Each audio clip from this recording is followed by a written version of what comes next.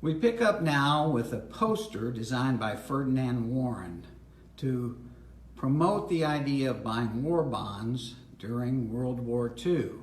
This is a part of an ensemble of works as we pull back and see works by Jack Levine, a lithograph from the Midwest Museum's permanent collection entitled "To an Unknown Photographer in the Warsaw Ghetto." We see a swastikaed SS or Wehrmacht soldier looking over this crowd of unfortunate people captured during World War II in the Warsaw Ghetto. We also above it see a work called "No More War" by the South Bend artist William Tortolot, done in 2017. And then as we pan down from these works, we see a sculpture by the St. Louis-based artist J. Burton Hellwig, a collector of toys, and vintage typewriters. The artist found a way to combine the two in what he refers to in his series of typewriter sculptures, Typewriter for Writing the Great American War Novel, Cannon Fodder number 3. So as we pan into the battlefield that is perched atop this typewriter, we remember all of those famous war correspondents like Ernie Pyle and others when the Vietnam War was such raging into our living rooms. J. Burton had been a cannoneer and suffered PTSD from his experiences. And so we find that war has become an issue for a lot of artists, whether they participated as soldiers or not. And these last two works in this ensemble, the late Alan Bellman, the original artist to work on the Captain America comic book, who passed away in March 2020, finds all of the right characters as Cap battles the Nazis, and particularly we see an effigy of Hitler here, and then just above it, bombs away, and we see that Hitler is again being overcome by the proud and symbolic element of Captain America.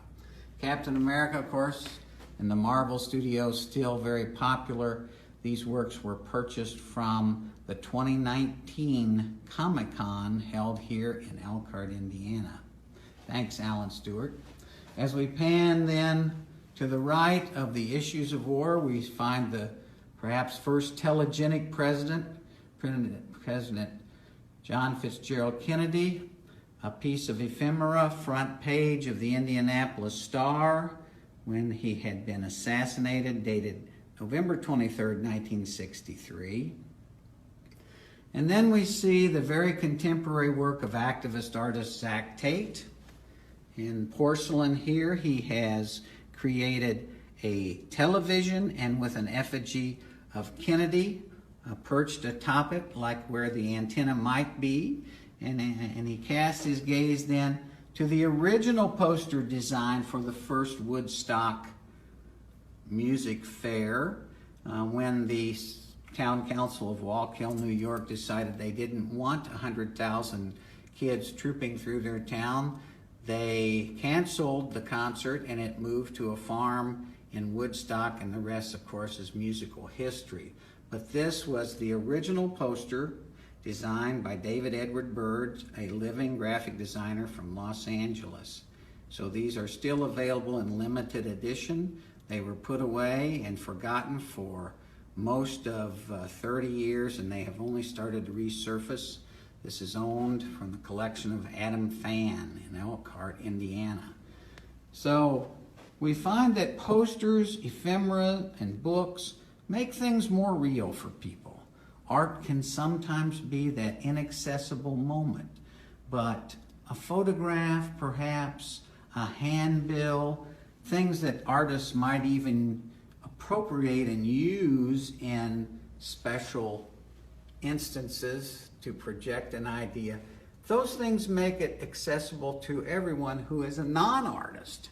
So this exhibition features over 40 pieces of ephemera and folk art, like this bumper cross made out of 1950s and early 60s bumpers and hubcap. Don't see those much anymore. So we see these things as being part of our world, and it makes them then, when they're transformed into art, become an accessible point to give cause to think about. In this photograph by artist Kay Westhues, someone puts their opinion right on the side of their minivan here, and repent, and even a biblical passage on the back about sins and sinners.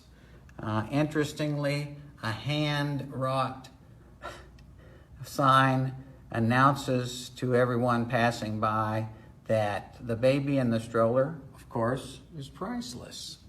And there we see the mother looking on. Kay Westhues, looking in on the vernacular imagery found in the Hoosier State. And she says that basically these photographs are part of a long-term project on rural life in the Midwest, particularly in my home state of Indiana. This work was initially inspired by my memories of growing up on a farm in Walkerton, Indiana, and observing firsthand a cultural shifting identity along with the diminished financial investment that has marked this region over time. Kay Westhues, a well-known Northern Indiana photographer.